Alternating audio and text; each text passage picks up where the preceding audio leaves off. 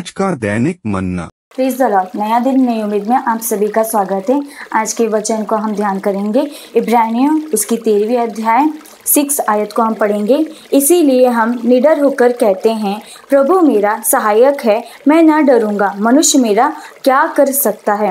Hallelujah. परमेश्वर इस वचन के द्वारा कहता है कि हमें जो परमेश्वर ने अपने लिए चुन के अलग रखा है, अपना पुत्र पुत्री कह के हमें बुलाया है, परमेश्वर इस वचन के द्वारा कहता है कि मैंने तुझे बुलाया है और तुम परमेश्वर के अंदर बने रहो, तब तुम इस वचन का अंगीकार करके बोल सकते हो कि परमेश्वर ने मुझे अपना पुत्र अपनी पुत्री होने के लिए बुलाया, अपने पवित्र लहू से धो के हमें शुद्ध किया है, ताकि हम निडर हो के जीवित परमेश्वर की महिमा करते रहें। उस मनुष्य से जो घास की तरह मुरझा जाती है, उससे डरना नहीं है। वो हमारा कुछ नहीं बिगाड़ सकता। कभी कभी परिस्थिति ऐसा हो जाता है कि हम उसे देख के डर जाते हैं, घबरा जाते हैं, लेकिन परमेश्वर इस वचन के द्वारा कहता है कि हालेलुया, परमेश्वर ने जो हमें अपना नाम लेके कहा है कि जो कुछ तुम मेरे नाम में मांगोगे वो सब कुछ मैं तुम्हें दूंगा। तो आप निडर हो के परमेश्वर के ऊपर पूरा भरोसा रखिए। वो 2 दिन की परिस्थिति टल जाएगी। परमेश्वर इस 2 दिन की परिस्थिति जो दुख की है, वेदना की है,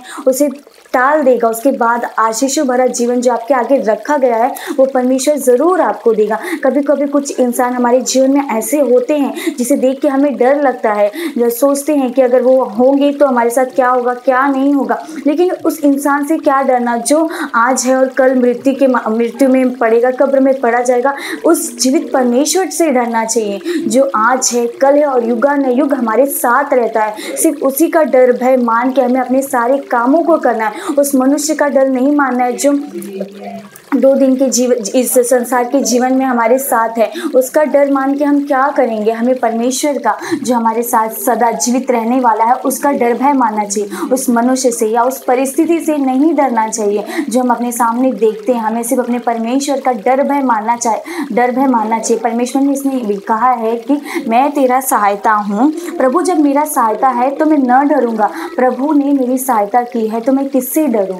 परमेश्वर पर आशा रखते रहिए और निडर होकर अपने जीवन को व्यतीत किए। परमेश्वर ज़रूर आपके अंदर जो डर की भय की आत्मा है, परमेश्वर उसे ज़रूर आपसे दूर करेगा। हालेलुया। हम प्रार्थना करेंगे।